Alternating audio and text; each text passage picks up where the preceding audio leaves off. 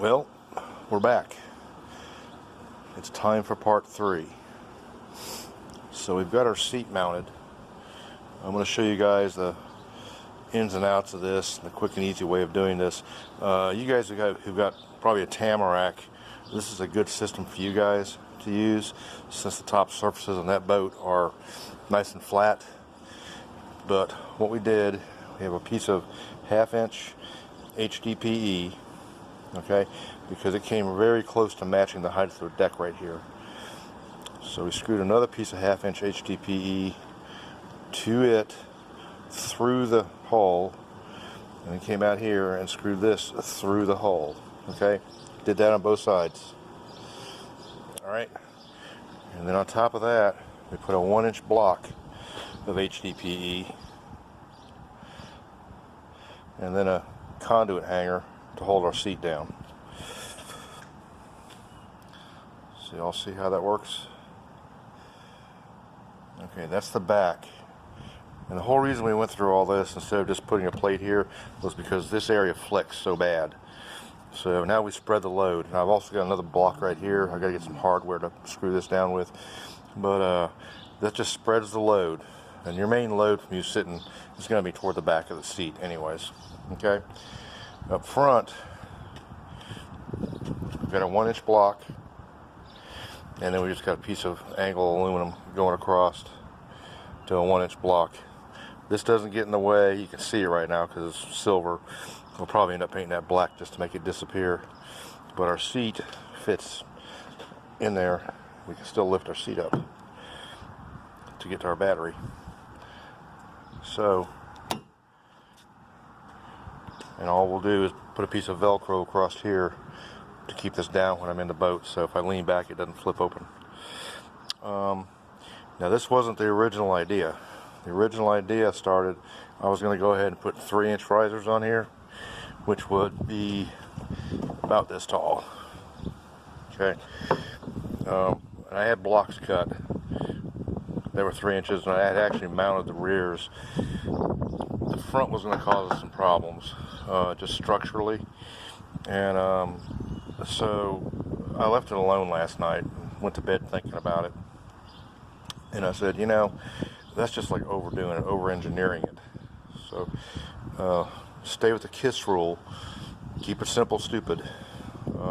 So this and this were part of the original idea. I decided just to put a block under here, and let's just go up 1 inch this time. But if I want to get the boat higher, I can always add blocks to that in the future. But just keep it simple, stupid. And for the first outing, no reason to be much higher than that anyways. I'm already probably a solid 10 inches above where I would be anyways. So, and I'm a good 5 inches above the deck of the boat. So this is probably going to be fine. I really don't need to go any higher. I'd like to go higher probably in the future. I just like a high seat. But that's going to be the arrangement, and it's pretty simple. You guys use all stainless hardware. If you do something like this, you need to pre-drill these blocks and then run your screws down through there. One thing you'll notice on stainless is soft, so you can mar the heads on your screws. And we'll come back, now that everything's set and everything's lined up, we'll come back and just replace these screws with new screws. That's primarily caused from me taking these screws in and out a couple times just to make adjustments and make sure I had things where I wanted them. So those will be replaced. But as you guys use stainless, just be careful, it's soft, so you can mar them. If you put too much torque on them, you can actually snap them off. So that's it for the seat. So the next step is going to be, come back here, we're going to mount our rod holders, which are going to be our spar supports for our stabilizers. So let's go ahead and get on that now. Okay guys, so here's the deal. This is my old spar assembly from the 10SS. It's actually wider than the space that I've got to put my rod holders in. In and of itself, that's not a big deal. I can move these inboard. So that's not really that big of a deal. Here's the big deal. The one hole saw I need to do this, I can't find. So we're going to have to do this the old-fashioned way. And what I'll do is drill a couple little holes, and then we're going to jigsaw this out of here. Okay? And what we got to be careful of is that spot there, that spot there, and that spot there is where this will screw in. Okay, it'll be flipped upside down. That's where it screws in. Also, I've got this set up so it's going to be as close as possible to our block here, just to get me as wide as I want. And in the position I've got it there, if my measurements are right, then my spar, once I put my spar in, it should run right along there. So we'll see how this works out. Like I said, I'll drill a couple holes here and there, get a starter hole going, and then we're going to carefully try to jigsaw this out. This could turn out to be a disaster. We'll see. Okay, what I've done is drilled 6 holes. And the outside edge of the holes are right along my area I want to cut. So I use a jigsaw, put the blade in here, and I just got to cut a short distance. Don't really have to go around that turn. Gonna make that turn just a short distance, short distance, short distance. Let's see how this works out. Well, that was successful. So let's go try the other side and see if we can not botch it up. Oh yeah, life is good, baby. Alright, so what we're gonna do next, we'll go ahead and pull our tape up, and then we're gonna come over to our spar. We're gonna take these set screws out, and then we'll go ahead and set these in to the holes, line our spar up across there, and that will set these straight. These got a little bit of room to turn. That'll set them straight, so everything's straight, parallel, and then we'll lock these down. Alright? Okay, so the spar's in there, and it's actually about an inch, maybe a half inch farther forward than I expected.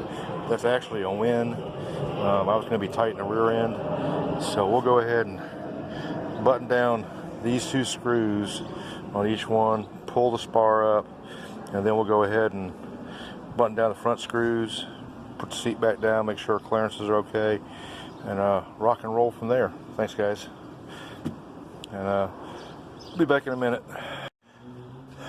Alright guys, so here's where we're at.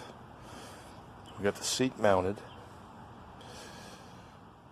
Only a small change in plans on that. We got our rod holders in and our spar assembly.